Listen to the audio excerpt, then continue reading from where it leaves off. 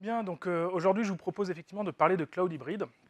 Mais avant ça, on va revenir un petit peu en amont et parler plus globalement d'orchestration, avant de parler d'hybridation. Alors, si on parle un petit peu d'orchestration, pour amorcer ce sujet, on ne va même pas parler d'orchestration, on va parler d'architecture applicative. L'architecture en microservices, je ne vais pas vous la refaire, c'est une tendance que tout le monde suit de plus en plus dans le domaine du génie logiciel. Ce qui est intéressant... Ouais. La lumière. On éteint la lumière. Vous allez vous endormir là? Bon, je vous le dis tout de suite, je vois s'il y a quelqu'un qui ronfle. Bon, pour commencer, en fait, je vous propose de parler un petit peu d'architecture logicielle, pas tant pour vous faire un cours sur les microservices, c'est pas tellement l'enjeu, c'est parce que simplement, quand on parle de microservices, il y a un certain nombre de propriétés de ces patterns qui sont intéressantes d'évoquer. La première d'entre elles, évidemment, c'est que les microservices, ils se veulent par définition être petits, être portables, et finalement, une application, c'est plus tant quelque chose de très gros et de très monolithique que de quelque chose de très atomique, des composants très atomiques qui interagissent tous les uns les autres. Alors ça, c'est intéressant parce qu'évidemment, ça fit bien le monde de Docker, parce que Docker et ses conteneurs n'a pas vocation à mettre de grosses applications monolithiques. Dans les conteneurs, on va plutôt chercher à mettre chacun des microservices justement que l'on construit, et finalement, une application, ça va être un ensemble de composants qui interagissent entre eux. Et pour cela, en fait, ce qui est intéressant, c'est de se dire que quand on pose ce débat, on vient de tracter énormément de choses sans même s'en rendre compte. Donc on le dit, une application, c'est un ensemble de microservices qui interagissent, et ça lève un certain nombre de questions, comme par exemple l'interopération entre ces microservices.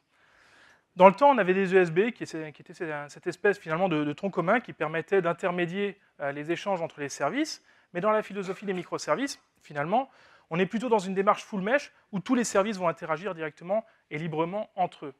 Ça pose des nouvelles questions comme le service discovery. Comment un service consommateur d'une autre ressource va être amené à pouvoir trouver cette ressource? On le verra tout à l'heure au travers d'un exemple spécifique. Donc, premier challenge à relever. Un autre point, c'est que finalement, quand on parle de ces microservices, l'application est donc formée d'un ensemble de petits composants qui vont interagir entre eux, et ça change un petit peu la façon dont on peut aborder la question du réseau. C'est-à-dire que, finalement, une application, si en plus on considère que ces composants, ils peuvent être dans votre data center, ils peuvent être sur le cloud, ils peuvent être un petit peu partout, vous allez chercher finalement à faire en sorte que les microservices qui composent votre application vont pouvoir interagir librement entre eux. Et ça veut dire que chaque application va être amenée à voir la sécurité à son niveau, à créer son propre réseau, sa propre bulle de confiance dans laquelle tous les services qui la composent vont pouvoir fonctionner. Un dernier point encore, avant de passer à l'orchestration proprement dite. Ce qui sous-tend aussi les microservices, c'est un changement de philosophie pour gérer la résilience et la scalabilité. On va plutôt chercher à l'intégrer au sein même des applications, la faire porter par celle-ci, et ne laisser finalement à l'infrastructure que des commodités sur lesquelles vont s'appuyer les applications. Donc finalement, c'est ces applications qui, par exemple, dans une logique de scalabilité horizontale, vont permettre de croître et d'avoir une capacité à absorber la charge plus importante par simplement la multiplication des instances de ces services. Ça sous-tend aussi le fait que la data doit être externalisée de ces services, puisque les différents services qui la composent ont tendance à évoluer avec le temps. Alors finalement, quand on voit ça, le fait est qu'on est passé progressivement d'une logique où Docker, c'était ce fameux paradigme du conteneur dans lequel on mettait l'application, à quelque chose de beaucoup plus vaste, d'une démarche beaucoup plus orientée objet, dans lequel on a effectivement le conteneur qui porte l'application, mais d'autres objets aussi qui vont porter la data, puisqu'il faut l'externaliser des conteneurs, puisque les conteneurs, tout à l'heure vous aviez un talk sur le continuous delivery, on va chercher à mettre la data à l'extérieur afin de faire en sorte qu'on relivre de nouvelles versions de nos services au gré du temps. On va avoir besoin de composants de type réseau, puisque finalement une application, on le disait, c'est plusieurs composants qui interagissent entre eux. Donc il va falloir du réseau pour lier tous ces composants. Et en définitive, enfin, l'orchestration, puisque si tous ces composants sont amenés à interagir ensemble, si on a une perspective applicative, il faut bien avoir la capacité de modeler la topologie de notre application qui est composée de ces différents atomes. Et enfin, évidemment, il faut une plateforme pour exécuter ces applications. Et là, on va parler de CAS. Alors, j'ai une petite question pour vous avant de continuer. Est-ce que certains d'entre vous ont déjà essayé Docker en version 1.12, et notamment les capacités d'orchestration qu'il amène avec lui? D'accord. Alors, Docker 1.12, finalement, ça a l'air d'être une montée de version toute simple, on passe de 1.1 à 1.12, mais en fait, ça change tout. Ça change tout sur le plan de l'orchestration. Jusque-là, en fait, Swarm, finalement, c'était, alors on va le résumer de façon un peu simpliste, c'était un proxy, finalement, qui allait capter toutes les demandes qu'on faisait vis-à-vis de Docker pour démarrer un conteneur, arrêter un conteneur, une espèce de proxy qui était plus ou moins intelligent, qui allait finalement prendre la requête et aller proxifier cette requête vers l'un ou l'autre des engines Docker qui étaient derrière lui, derrière ce manager. Mais dans 1.12, tout change, puisqu'en fait, l'orchestration a été refondue au sein même de Docker, ça c'est un premier point, et elle a été rendue complètement décentralisée. Tout à l'heure, je parlais un peu de proxy parce que ça donnait un peu cette idée de SPOF. Alors on pouvait créer effectivement des managers secondaires pour créer de la résilience, mais le fait est que c'était très limité. Aujourd'hui, on a un vrai mécanisme de décentralisation de l'orchestration qui fait que plusieurs managers peuvent être élus au sein d'un cluster et vont être capables d'orchestrer, côté serveur, le fonctionnement de ce cluster. Il est plus sécurisé, dans le sens où tous les échanges entre les managers qui composent le cluster et même les esclaves vont être chiffrés, vont être protégés, et le tout devient plus résilient, de facto. Alors un point aussi intéressant à citer, c'est le fait que ce cluster, évidemment, vous pouvez vous le mettre sur votre data center, dans les murs de votre entreprise. Vous pouvez le mettre sur le cloud, mais vous pouvez aussi le mettre à cheval entre les deux. C'est justement ce qu'on va étudier ensuite. Et en fait, ce qui est intéressant dans ces mécanismes de sécurité qui sont apportés par Docker, c'est que, by design, toutes les interactions entre les composants de l'orchestration ou même entre les applications qui vont parler sur ce réseau, on va y revenir, vont être protégées. Donc vous n'avez pas forcément besoin de vous dire que vous allez créer un cluster qui sera à cheval sur votre data center, sur le cloud, mais qu'il faudra créer un VPN ou passer par un provider d'interconnexion réseau dédié qui va vous créer des connexions entre vous et les fournisseurs de cloud sur lesquels vous vous appuyez.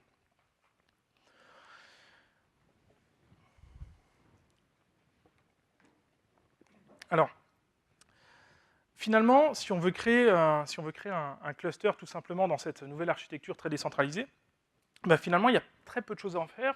J'en ai mis un exemple ici. On va d'abord initier un cluster Swarm. On va créer une première machine, un engine Docker très simple, sur lequel on va lui dire qu'on crée une première instance de cluster, un premier nœud, en fait, qui sera lui-même, donc avec la commande Docker Swarm init.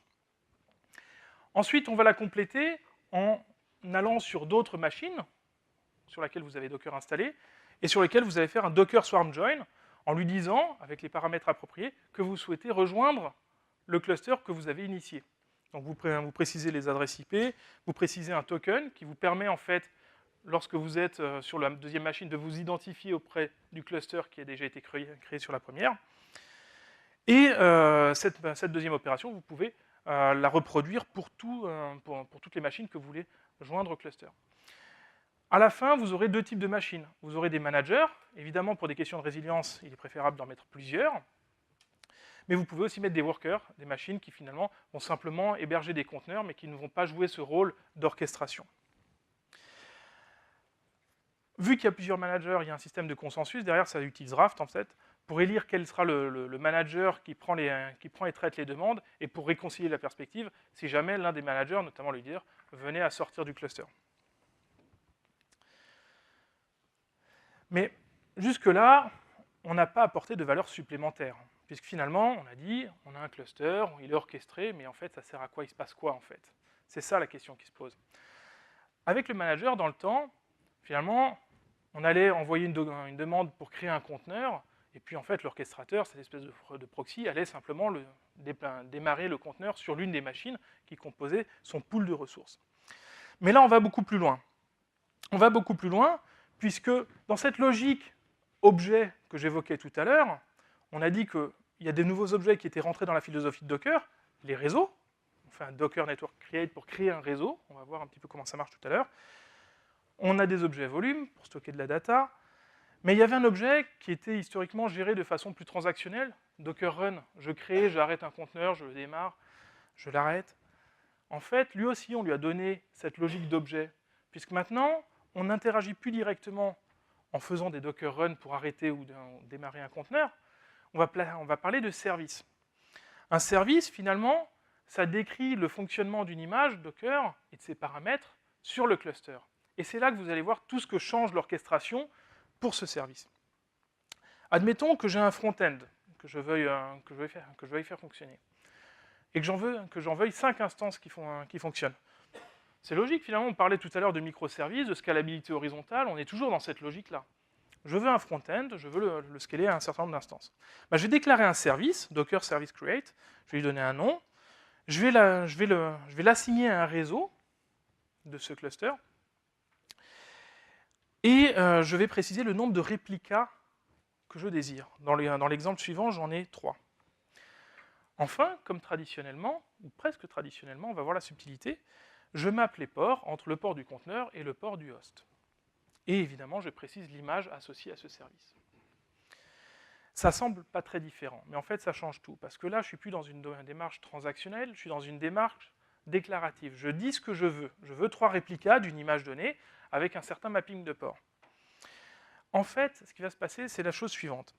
C'est que l'orchestration côté serveur, elle va prendre cette demande, elle va regarder quel est l'état du service. À t égale 0, évidemment, il n'y a aucune instance démarrée. Elle va en démarrer le nombre désiré. Première chose. Bon. Mais là où ça devient vraiment intéressant, dans une logique de résilience, ce qui va se passer, c'est que, imaginons que j'ai 3 instances sur 3 serveurs Docker différents, par exemple. Je perds un serveur, parce que le serveur s'éteint, ou parce que le conteneur crash. Le fait est que j'ai perdu un conteneur. L'orchestrateur va se rendre compte qu'on n'a plus le compte désiré, qu'il n'y a plus que 2 instances disponibles, et il va s'évertuer à régénérer de nouvelles instances pour compléter et revenir au nombre de réplicas souhaités dès le départ. Donc du coup, l'orchestrateur va vous assurer d'avoir le nombre d'instances souhaitées opérationnelles pour votre application. Ça, c'est une première chose. Là, on parle plutôt de l'aspect résilience. La deuxième chose, c'est la scalabilité. J'ai 3 instances, d'accord. Mais si j'ai 3 instances de front-end, probablement j'ai besoin d'un load balancer ou j'ai besoin de quelque chose en amont pour prendre la charge et la répartir sur mes instances. Jusque-là, c'était une problématique qui se trouvait en amont de Docker. Cette fois-ci, on va l'intégrer directement par le prisme de l'orchestration. Et ça va nous faire reboucler également à la logique de service dynamique. Comment ça va se passer? Non seulement l'orchestrateur me crée les instances désirées, dans mon exemple, il y en a 3, mais en plus, il va me créer une sorte de load balancer. C'est un load balancer, mais au niveau 4, attention aux questions de session sur lesquelles on va revenir.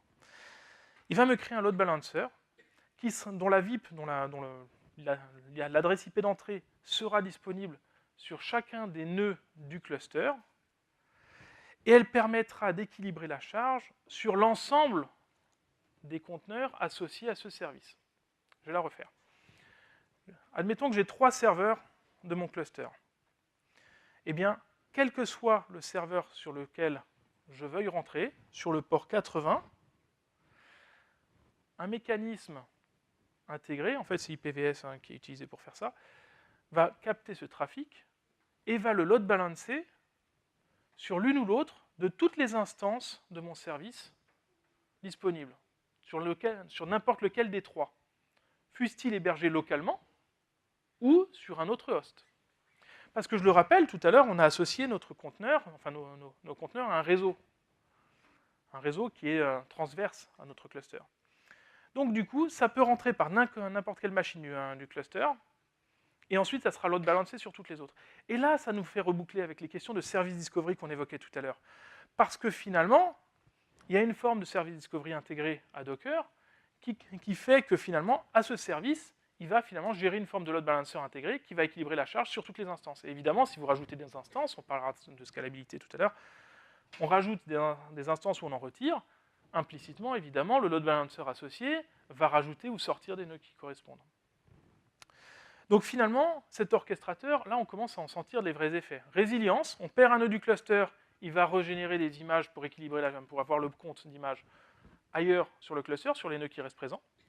Si c'est un des managers qui tombe, si c'était le manager leader, eh ben, il va en élire un autre via les mécanismes de consensus, et le cluster fonctionnera toujours. Et si jamais je fais évoluer la scalabilité de mon service, pas de problème, le load balancer l'intégrera aussi. Donc ce n'est pas du clustering, pour le fonctionnement interne de Docker. C'est des mécanismes d'orchestration qui sont au service directement des applications et des services que vous popez. Donc là, j'ai pris un petit exemple tout simple, ça permet de bien se projeter. Admettons une application, j'ai pris WordPress dans l'exemple suivant parce que c'est assez didactique. La première chose que je fais, c'est que je crée un réseau en overlay que j'appelle WordPress.net dans mon exemple. En gros, ça veut dire que je crée un réseau qui sera flottant, transverse, au travers du cluster. C'est un réseau virtuel, en fait. Et en fait, ensuite, je déclare un premier service qui s'appelle WordPressDB, qui est mon instance de base de données, MySQL, tout simplement, sur laquelle je mets qu'un seul réplica, parce que, attention, évidemment, si j'avais mis plusieurs réplicas sur la base de données, ça m'aurait créé plusieurs bases de données. Mais ce conteneur spécifique de base de données contenant de la data, eh ben, ça veut dire que j'aurai plusieurs moteurs de base de données, ce qui n'est pas forcément l'effet recherché. Ce qui nous ramène un petit peu à ce que vous avez probablement discuté tout à l'heure, qui est que dans une logique de continuous delivery, ou en tout cas de façon générale, on va chercher à isoler les conteneurs qui portent de l'applicatif de ceux qui portent de la data. Donc, on va créer notre base de données, un service avec une seule instance. Et donc, si j'avais voulu rendre ce service résilient pour le cas de la base de données, c'est intimement lié au moteur de la base de données, donc ce n'est pas Docker qui m'offrerait de la résilience de ce côté-là. Mais par contre, pour mon application, mon WordPress, qui finalement ne contient rien d'autre que le code de l'application, bah, je crée un service, je crée un certain nombre de réplicas, 7 dans mon exemple, je l'attache au même réseau que celui que j'ai déclaré tout à l'heure et auquel j'avais déjà attaché la base de données. Comme ça, le conteneur de la base de données et les conteneurs WordPress vont pouvoir se parler. Je note que je me passe des paramètres de l'un à l'autre, et notamment, on peut voir que sur le service WordPress App, on voit notamment la variable d'environnement WordPress DB host égale WordPress DB. Je n'ai pas mis un nom DNS que j'avais déclaré quelque part, j'ai mis un nom qui correspond au service que j'ai déclaré juste au-dessus. Et donc, du coup, ça veut dire qu'implicitement, mon conteneur WordPress, il saura, en utilisant le nom du service WordPressDB, résoudre l'adresse IP, puisqu'en fait, à ce service correspond l'adresse IP de la base de données. Et si cette base de données, ça n'avait pas été une base de données, c'est-à-dire une instance monolithique, mais un service lui-même multi-instancié, et ben ça m'aurait permis d'avoir l'effet de load balancer que j'évoquais tout à l'heure. Je publie du 80 vers le 80, d'accord, en cette réplica, et ça nous permet au final d'avoir cette instance de WordPress, une base de données, et uniquement la VIP du load balancer, finalement, qui est exposée à l'extérieur. Ça aussi, ça nous ramène au petit débat qu'on avait tout à l'heure sur la sécurité, en disant, bah, finalement, les applications, elles sont de plus en plus réparties, mais on a créé finalement un contexte, une bulle, au travers finalement d'un réseau dédié, qui est sur le cluster de Docker, auquel sont attachés le conteneur de la base de données et les conteneurs WordPress. Et finalement, la seule chose dont je puisse réellement accéder depuis l'extérieur du cluster, c'est uniquement ce que je désire, c'est-à-dire le load balancer qui est en amont, en fait, qui est juste devant les conteneurs WordPress. Et la base de données n'est pas directement accessible. Donc ça renforce un petit peu cette logique de sécurité. Et on note au passage que le réseau devient finalement un asset de l'application. Ça fait partie de la topologie de l'application, dès lors. Alors, une petite représentation graphique de cet exemple, ça pourrait donner ça. Donc un réseau transverse, 4 nœuds clusters. Dans mon exemple, j'avais 3 managers et un worker. Une base de données. Et le load balancer. J'ai mis les flèches pour le dernier, mais ça serait vrai pour chacun des 4. Chacun des points d'entrée va être capable d'équilibrer sur les différents conteneurs WordPress App qui sont associés à ce service-là. Et donc finalement, là, on voit que cette application, on peut la faire évoluer et on l'a rendue résiliente simplement par les mécanismes sous-jacents offerts par la plateforme. Toutefois, ça nécessite aussi que les applications soient pensées pour ça. Ça veut dire que si l'application crash, le conteneur crash, il ne faut pas qu'il contienne de data, puisqu'on va le respawner peut-être sur une autre instance. Ça veut dire que l'architecture de l'application doit être pensée pour gérer en fait ce type de panne. Mais le fait est que, en tout cas, la résilience sera apportée par la capacité à reproduire le service par la plateforme sous-jacente. Une dernière chose, tout à l'heure, je parlais de topologie. Une topologie, finalement, ça décrit tous les composants de cette application, puisque dans une logique de microservice, on utilise des composants de plus en plus atomiques. Et bien, finalement, dans la logique de Docker, il y a quelques temps, ils avaient créé Docker Compose. Ça permettait de décrire en YAML les différents services qui composaient une application de façon descriptive. Mais Docker Compose, c'était un petit orchestrateur qui était, on va dire, client-side, puisque Docker Compose, c'était un petit outil qui fonctionnait sur votre machine, sur votre laptop. Et finalement, quand vous lui donniez le YAML d'une application qui décrivait, par exemple, un WordPress, une base de données, hein, pour rester sur le même exemple, lui, il se contentait simplement de dire au cluster Swarm, alors je veux que tu me démarres un WordPress, je veux que tu me démarres une base de données, et c'était tout. Et si jamais je perdais quelque chose, un nœud du cluster Swarm côté plateforme, si j'avais perdu un de mes 3 WordPress, Swarm n'en savait rien, puisque c'était qu'une sorte de proxy qui permettait de prendre les requêtes et ensuite étaler la charge au provisioning des conteneurs sur l'un des hosts du cluster. Donc finalement, Compose, c'est un petit orchestrateur client-side, et du coup, j'avais jamais la possibilité, si le cluster avait des nœuds qui tombaient, ou si j'avais des problèmes sur l'application, de faire en sorte de redémarrer, de garder en fait mes services up and running de façon résiliente. Puisque la logique d'orchestration elle était sur votre machine et elle était démarrée juste quand vous tapiez la ligne de Docker Compose qui démarrait tous les services associés à la description que vous aviez faite. Et côté serveur, le cluster Swarm, le serveur Swarm, c'était plus un proxy, plus qu'autre chose. Alors, du coup, Docker amène tout doucement la notion de stack. La notion de stack, en fait, ce qu'elle va permettre, c'est de reprendre cette logique dans laquelle, au lieu de décrire pièce à pièce, comme je l'ai fait tout à l'heure, j'ai un WordPress app, j'ai un réseau, j'ai une base de données. L'idée, c'est de reprendre cette logique descriptive, où vous décrivez toute la topologie de votre application, et que ça, en fait, Docker l'absorbe et le déploie sur la plateforme.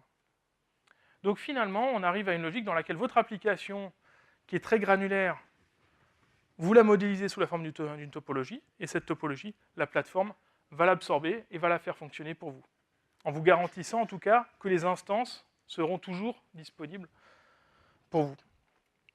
Finalement, si on parle un peu d'hybridation, on peut partir du postulat aujourd'hui que la plupart des grands acteurs du cloud proposent leurs solutions de CaaS, de container as a service, de plateforme Docker intégrée directement chez eux.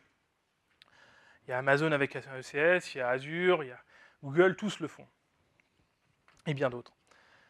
Alors ça, c'est intéressant, parce qu'évidemment, ça vous permet de ne plus avoir à gérer du tout la question du cluster et de toute cette plateforme. Vous avez une plateforme intégrée fournie par votre cloud provider. Mais ça, évidemment, ça génère un peu de lock-in, parce que plus vous cherchez des services intégrés chez vos fournisseurs, plus vous êtes lié à des paradigmes et à des fonctionnements propres à vos fournisseurs. Puisqu'en fait, chacun des services que j'évoquais, il fonctionne un petit peu différemment. Alors, du coup, la problématique, c'est la portabilité. Est-ce que vous voulez être sticky vis-à-vis d'une plateforme de casse de l'un ou l'autre de ces vendors,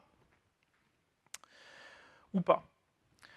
Sachant qu'il n'y a pas de réponse absolue, puisque finalement, dans cette perspective, évidemment, vous perdez un certain nombre de choses comme le fait d'avoir la main mise sur votre plateforme, vous perdez en portabilité, parce que vous êtes très, très lié au fonctionnement de la plateforme d'un des cloud vendors, mais en contrepartie, vous y gagnez en simplicité et en déport d'un certain nombre de problématiques à gérer. Parce que gérer une plateforme comme ça paraît simple, parce que là, je présente quelques lignes de commande, mais à opérer, c'est un vrai travail, c'est pas rien. Ça se monitore, ça se gère, ça se update, etc., etc. Alors du coup, une alternative à ce scénario, ça pourrait être de se dire, finalement, et si je n'utilisais chez les vendeurs de cloud que des commodités de base, finalement des services de IaaS, une capacité à opérer des machines virtuelles, par exemple, et que je bâtissais mon propre cluster Docker Swarm par-dessus. Alors ça peut avoir un certain nombre d'intérêts. Le premier, c'est que vous allez pouvoir mixer plusieurs vendors, ou même votre data center et celui d'une plateforme de cloud. Ça va aussi permettre d'utiliser un orchestrateur, le fameux Swarm, qui reste dans les paradigmes et les outils et la façon de gérer de Docker. Un des points importants liés à l'appétence et à l'adoption de Docker, c'est le fait que c'est un outil d'Ops. Sous le capot, c'est quand même quelque chose de très complexe à gérer, mais c'est un outil d'Ops qui a été pensé pour un public de dev.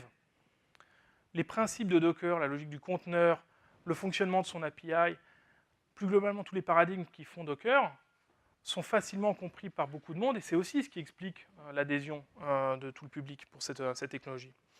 Et alors du coup, utiliser un orchestrateur Swarm, c'est aussi l'occasion de rester dans les préceptes de Docker de bout en bout, d'interagir avec une logique et un outillage lié à Docker, tout en reposant sur plusieurs fournisseurs de cloud. Vous pouvez d'ailleurs utiliser d'autres outils, j'évoquais notamment Docker Machine, pour interagir avec des fournisseurs de cloud dans cette logique-là. Par exemple, la commande Docker Machine vous permet d'aller créer ou supprimer des instances de serveurs Docker directement chez des fournisseurs de cloud. Alors à quoi ça pourrait ressembler finalement? Alors, finalement, on pourrait se retrouver à avoir une plateforme sur laquelle on a des nœuds, chez Amazon, chez Google, chez Azure, dans son propre data center, et finalement, tous ces nœuds forment une capacité à opérer des conteneurs globales qui se gèrent au travers du cluster Swarm. Il n'est pas nécessairement obligatoire de rajouter des couches supplémentaires pour créer du chiffrement, de l'isolation, puisque on voit bien que dans la description que j'en faisais tout à l'heure, les interactions entre les nœuds du cluster et son pilotage sont complètement chiffrées.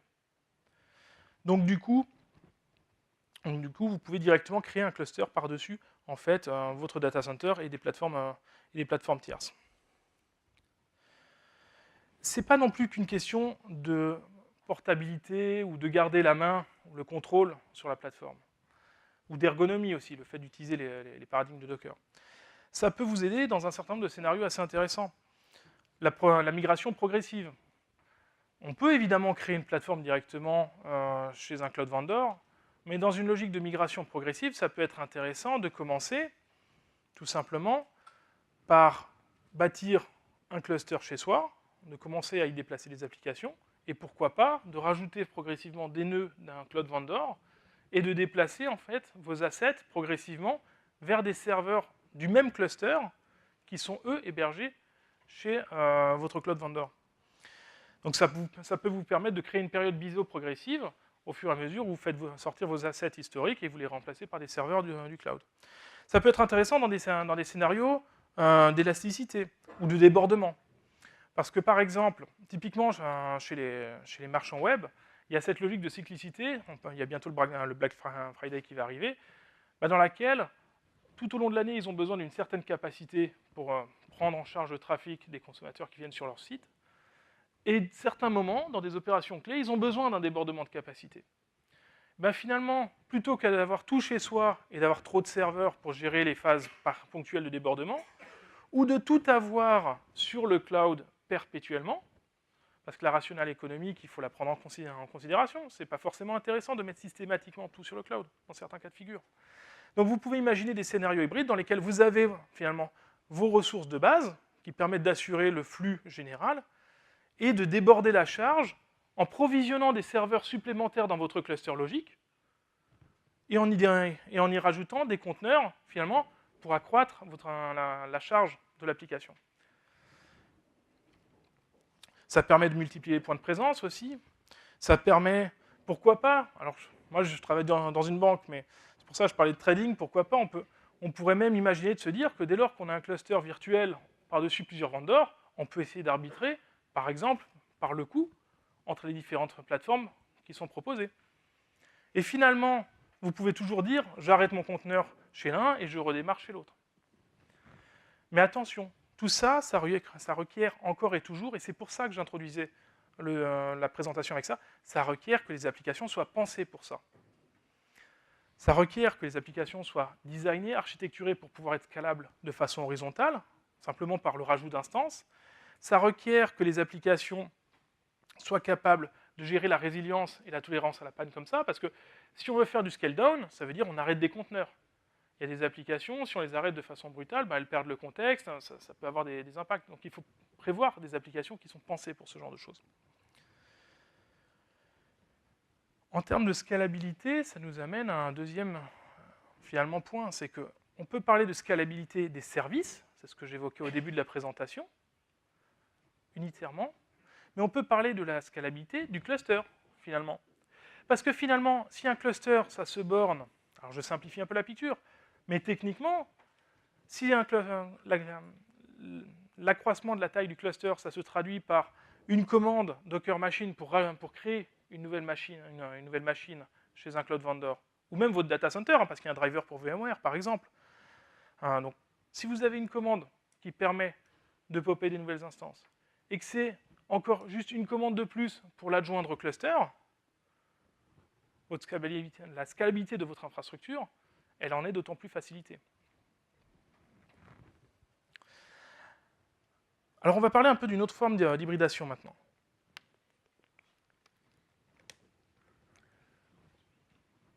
Il reste quand même un sujet, c'est que tout ça c'est très bien, on a dit qu'une application c'est pas juste un conteneur, c'est toute une topologie qu'on cherche à modéliser, mais le fait est que nos conteneurs c'est des conteneurs Linux. Ça c'est une réalité. On n'est pas encore en train d'avoir toute l'hétérogénéité de notre application dans ce cas-là. Et justement, ça permet de faire le lien avec Windows. Windows, il ne faut pas confondre deux choses. Il y a Docker for Windows, c'est l'outil que vous mettez sur votre laptop qui vous permet de faire du Docker sur un poste de travail, avoir l'ergonomie de Docker à même votre poste de travail. Mais Docker for Windows, attention, ça va vous permettre de popper finalement une petite VM Linux sur votre laptop et d'interagir avec la CLI de Docker qui a été refaite pour PowerShell. Mais il n'en est pas moins que c'est une VM Linux qui tourne sur votre machine. En fait, ça utilise l'Hyper-V pour popper et faire fonctionner une petite machine Linux derrière. Mais là, c'est pas de ça dont je parle. Il y a les conteneurs Windows qui sont arrivés avec Windows 2016, ce que vous savez peut-être déjà, et ces conteneurs-là vont permettre d'impacter des applications Windows. Alors la question suivante, c'est de se dire, si je peux appliquer les mêmes paradigmes à mes applications Windows, les conteneuriser, alors du coup, est-ce que dans mon orchestration, je ne devrais pas pouvoir aussi piloter des assets de conteneurs Windows? Deuxième changement. Évidemment, la grande majorité des serveurs aujourd'hui sont sur des architectures x86. On observe timidement un petit regain d'appétit pour des architectures très différentes, tout ce qui est architecture ARM. Et oui, parce que ça colle bien aussi à l'ère du temps. Puisque finalement, on parle d'applications en microservices, on parle de gérer la charge de façon très horizontale, de répartir. Finalement, aujourd'hui, les serveurs ARM, finalement, ils ont une capacité unitaire de traitement qui est très très faible, ça c'est sûr. Mais il y a des machines sur lesquelles on met jusqu'à 54 corps sur un même serveur. Il y a des serveurs 2U qui font plus de 200 corps maintenant. Donc pour des applications comme du big data, par exemple, ou pour des applications qui plus généralement peuvent très facilement se répartir horizontalement, ça peut être intéressant. Et donc du coup, pourquoi ne pas utiliser aussi du Docker pour avoir une couche d'abstraction et qui va permettre de rajouter des composants qu'on voudrait sur une plateforme ARM, mais au sein d'une même topologie unique. Donc l'enjeu, ça serait d'élargir la picture en disant que la topologie que j'évoquais tout à l'heure, elle permet de décrire des services modélisés par des conteneurs Linux, mais aussi pour des conteneurs sous ARM, mais aussi des conteneurs Windows. Et là, on commence à toucher à toute la pluralité des applications. Alors, ça, c'est quelques captures d'écran que j'avais fait pour une live démo qu'on a faite au Meetup de Paris en octobre. En fait, là, on voit apparaître un cluster Swarm qu'on avait monté, avec des nœuds sous Linux, traditionnellement, bien sûr, mais également sous Windows, et aussi sous Linux, mais en architecture ARM. Donc on avait bien ce cluster complet et cohérent, qui nous permettait d'avoir une vision d'ensemble sur des ressources hétérogènes. Comment on fait pour faire fonctionner nos conteneurs? Parce que mine de rien, le fait est qu'un conteneur Windows ne va pas fonctionner sur un serveur Docker Linux. Je le rappelle, un Docker, ce n'est pas de la virtualisation, c'est juste de l'isolation de processus. Donc, un conteneur bâti pour Linux ne fonctionnera que sur un host Linux, et pareil sur Windows. Et bien, dans cette logique-là, vous pouvez utiliser les mécanismes de contrainte, quand vous démarrez un service en précisant que vous spécifiez que le service donné ne pourra fonctionner ou ne sera démarré que sur les serveurs qui ont telle ou telle contrainte. Typiquement, avoir l'architecture pour Windows, l'architecture ARM, etc., etc. Voilà, donc en haut, on retrouve justement cette logique de contrainte où on précise en fait le type d'architecture qu'on veut utiliser. Et on voit que, notamment, ce nœud, qui était une machine ARM, en fait, était la seule à pouvoir démarrer des services ARM. Alors pourquoi ça peut avoir de l'intérêt? Dans l'exemple de la démo, c'était un site web qu'on voulait mettre sous charge, et en fait, les injecteurs de charge, on a utilisé un petit outil d'Apache qui permet de générer du trafic pour stresser en fait l'application. Et ces injecteurs, ils n'ont pas forcément besoin d'une vraie machine costaud ou quoi que ce soit. Finalement, une petite machine ARM pour générer du trafic suffisait très largement, très largement. Et donc, ça permet d'adapter en fait les ressources par rapport aux besoins qu'on peut en avoir réellement. Et puis donc, on peut évidemment scaler. Alors, la limite de l'exercice, puisque ça paraît simple, ça paraît magique, aujourd'hui, il y a encore des choses à améliorer, notamment sur la partie Windows. Le nœud Windows, les nœuds Windows étaient bien dans le cluster, ils étaient présents. On pouvait voir des conteneurs qui étaient démarrés, mais on ne pouvait pas les orchestrer de façon globale. C'est-à-dire qu'on pouvait voir les nœuds Windows, on pouvait démarrer localement sur ces nœuds de cluster des conteneurs Windows, mais on ne pouvait pas créer un service géré par l'orchestrateur qui permette de démarrer et de prendre en charge ces conteneurs. Un des gros problèmes sous-jacents, en fait, c'est tout simplement la gestion du réseau en overlay que j'évoquais tout à l'heure. Parce que ça veut dire qu'il faut créer un réseau, finalement, entre tous les nœuds du cluster qui sont sur des architectures très différentes. Et ça, c'est une vraie problématique. Donc finalement, en conclusion, l'orchestration, on voit que c'est un enjeu de plus en plus fort. Parce que les applications gagnent en hétérogénéité. On voit que là, on est passé d'une architecture Linux à des conteneurs qui étaient sous Windows, à des architectures sous-jacentes ARM. On a fait évoluer la picture, et finalement, la topologie des applications, elle est de plus en plus hétérogène. On a vu aussi que cette orchestration, elle joue dès lors un rôle clé sur la scalabilité et la résilience des applications.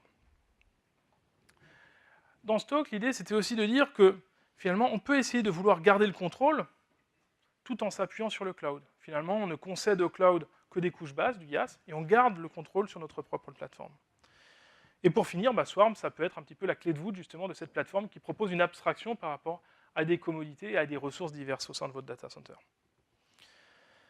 Si on devait planifier une migration, finalement, l'idée, ça serait d'abord déjà de rentrer dans les bases et les paradigmes de Docker, commencer à déployer, et puis ensuite, intégrer cette logique d'orchestration, puis ensuite probablement la déplacer en intégrant des nœuds justement hétérogènes qui ne sont pas forcément dans votre data center, et ensuite passer complètement à de l'autoscaling des nœuds. Par exemple, on pourrait imaginer une boucle d'asservissement qui fasse en sorte que dès lors qu'elle voit qu'il n'y a plus beaucoup de ressources sur le cluster, en fait, elle déclenche un simple Docker machine create pour ajouter des nœuds dans le cluster. Donc vous pouvez scaler l'application et vous pouvez scaler dynamiquement de façon sous-jacente la plateforme. Voilà. J'ai un peu fait le tour de la question. Je suis disponible si vous avez des questions.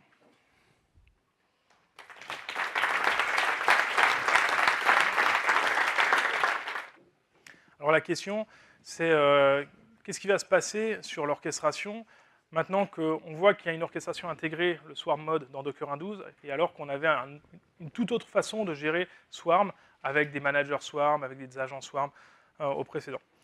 En fait, la nouvelle orchestration intégrée en fait, va venir à remplacer progressivement les mécanismes Swarm historiques.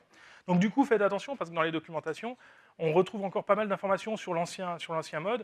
Et il y a par exemple des pièges. Par exemple, j'ai plusieurs fois cité un outil qui s'appelle Docker Machine. Dans Docker Machine, il y avait des commandes qui permettaient de popper à la fois une machine et en plus, à la volée, de la rajouter dans le cluster Swarm. Ça marche plus parce que maintenant, il y a des commandes spécifiques pour rentrer dans un cluster Swarm. Donc, c'est plutôt l'orchestration de 1.12 qui va venir remplacer de façon pure et simple la précédente.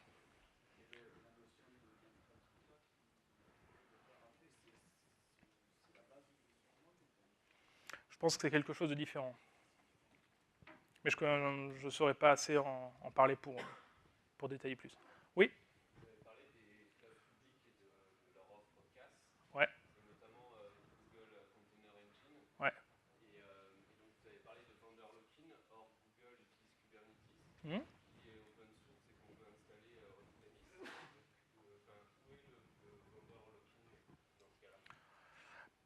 Alors, dans ce cas-là, c'est pas forcément. Alors, il y a deux choses. Dans Kubernetes, c'est un orchestrateur. Lui, effectivement, il va se positionner sur un marché en face de Swarm. Ça, c'est un fait. Je ne faisais pas tant référence à Kubernetes, l'outil d'orchestration de Google. Je faisais plutôt référence à la plateforme de Google Container Engine, qui est un tout. Elle ne se résume pas juste à Kubernetes. Il y a la registry, il y a pas mal de choses. C'est un tout fonctionnel. Et c'est plutôt par rapport à ça que j'évoquais Google. Mais le fait est que, évidemment, que le marché il est très vaste. Kubernetes, c'est l'un des orchestrateurs. Mesos, on pourrait aussi le citer. Aujourd'hui, il y a une vraie guerre des orchestrateurs, parce que c'est un vrai sujet qui tend justement à être de plus en plus le pilier du SI, parce que vos commodités, vos serveurs, vous les aurez de plus en plus un peu partout. Mais en fait, ce qui sera la clé, ça sera l'automate qui fera tout marcher. Mais pour Kubernetes, ou les autres d'ailleurs, je pense qu'un autre point qui est intéressant à considérer, c'est que, encore une fois, Docker Swarm permet à l'utilisateur de rester finalement dans les paradigmes natifs de Docker. Après, et ce que je veux dire, ça n'engage que mon opinion, mais ce que je pense, c'est que finalement, il y a plutôt deux mondes d'orchestration qui vont de plus en plus émerger. Il y a plutôt de l'orchestration pour les ops. Je pense que Mesos, Kubernetes sont plutôt dans cette perspective-là. Et une orchestration peut-être plus simple, plus limitée, mais qui permet en fait à l'utilisateur final directement de fonctionner avec. Typiquement, Swarm, on le voit, on n'a même pas l'impression de parler à un orchestrateur quand on fait Docker service quelque chose. On déclare des services, on les fait fonctionner, il y a un orchestrateur. Mais en fait, c'est complètement fondu dans les paradigmes de Docker. Donc je pense que Swarm, c'est une orchestration qui a beaucoup d'intérêt à être exposée justement aux utilisateurs, et je pense de plus en plus que les utilisateurs de ces plateformes, ça sera de moins en moins des ops, mais les consommateurs finaux, les devs ou les équipes à projet qui vont directement interagir en consommant, en déposant leur conteneur. Et Mesos, Kubernetes, je pense que c'est des outils qui sont plus complexes, qui sont plutôt pensés pour les ops, qui ont peut-être plus d'universalité par rapport à Swarm, mais qui n'adressent pas forcément le même public. Est-ce qu'il y a d'autres questions? Oui?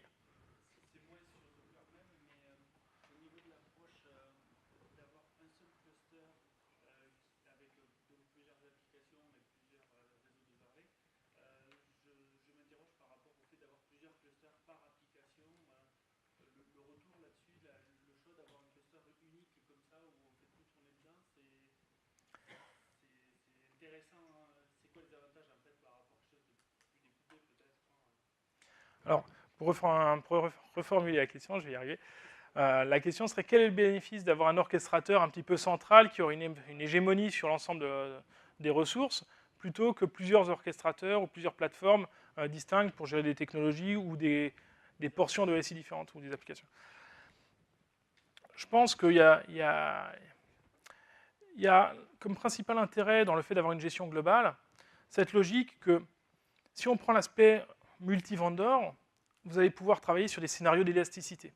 Si vous utilisez par exemple ECS d'Amazon ou Google Container Engine de chez Google, vous avez des plateformes qui fournissent in fine le même service, mais qui n'interagissent pas. Donc ça veut dire que vous allez devoir créer vous-même de la glue pour gérer de la scalabilité entre les deux. Par exemple, si vous voulez que votre application elle scale à la fois avec des ressources chez l'un et chez l'autre, vous allez avoir cette première problématique. Vous allez devoir rajouter de la glue. Ensuite, une application, on le disait, c'est beaucoup de conteneurs qui travaillent entre eux au travers d'un réseau en overlay. Si vous avez deux plateformes distinctes, vous n'avez pas de réseau en overlay entre elles. Donc vous avez vraiment deux plateformes isolées, c'est deux sous-applications.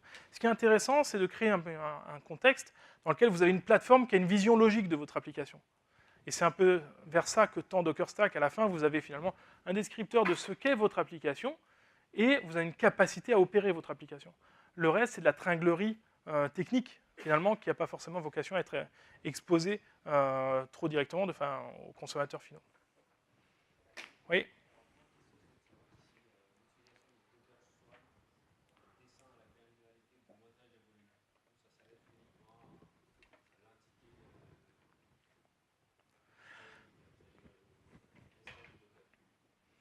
Alors, la question porte sur la graine. Alors, j'ai du mal à la reformuler.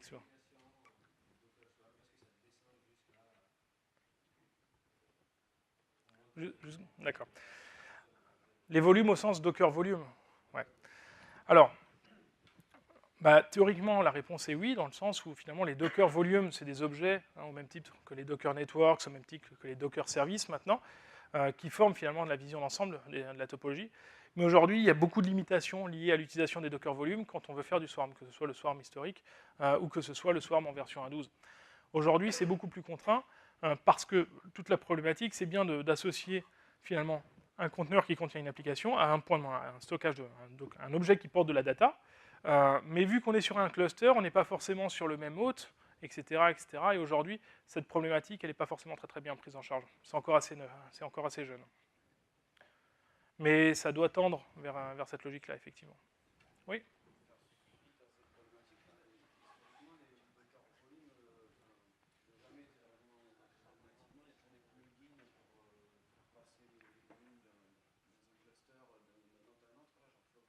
Mm-hmm.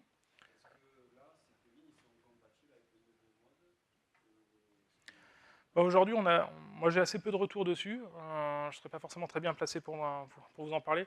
Ce que je sais, c'est que c'est un sujet encore très jeune, effectivement, compte tenu du fait que l'orchestration vient changer beaucoup de choses.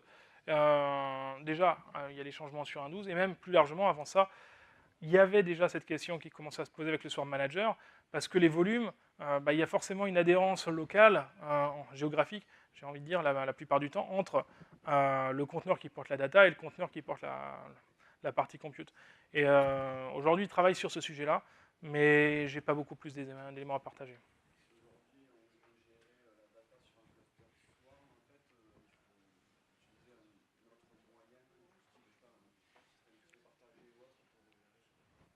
Je pense, ouais. Ils travaillent dessus, mais aujourd'hui, il y a encore différents problèmes à adresser. Oui. Alors, je ne parlerai pas de la Société Générale aujourd'hui, malheureusement. Ce que je peux dire simplement, c'est que la Société Générale s'intéresse à Docker et le teste, l'évalue, comme beaucoup d'autres acteurs, tout simplement. Je ne pourrais pas vous en dire plus.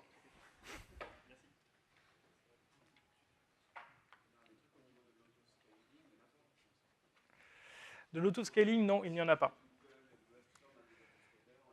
Là, il n'y en a pas, effectivement. Il n'y a pas d'autoscaler, que ce soit sur les services ou sur la partie sous-jacente de rajouter ou supprimer les heures, en fait. Mais après, la problématique, c'est que beaucoup de plateformes, enfin certaines plateformes, proposent effectivement de l'autoscaler. La limite de l'exercice, c'est que les incentives sont posés sur des métriques bas niveau, sur de la CPU, sur de la RAM, qui ne sont pas forcément toujours les plus pertinentes. Typiquement, je me souviens d'une démo que j'avais faite, dans lequel, en fait, en gros, l'application, pour faire simple, à un moment donné, il y avait une queue, et il y avait des workers qui étaient dans des conteneurs, qui dépilaient des traitements effectués qui étaient stockés dans cette queue. L'asservissement la plus pertinente, c'était pas de regarder sur de la CPU ou quoi que ce soit. Ce qui était vraiment intéressant, c'était de créer un asservissement sur la queue. Et finalement, on s'était amusé à un moment donné de faire un petit asservissement qui regardait un petit peu l'encours de la queue et qui éventuellement pouvait rajouter ou retirer des workers. Et le problème, c'est qu'une plateforme n'a pas vocation à fournir nativement en fait, les incentives très haut niveau. Par contre, ce qui est important, c'est que la plateforme soit capable de réagir. Et aujourd'hui, par exemple, avec Swarm, en une commande, on rajoute, on retire des nœuds tout simplement.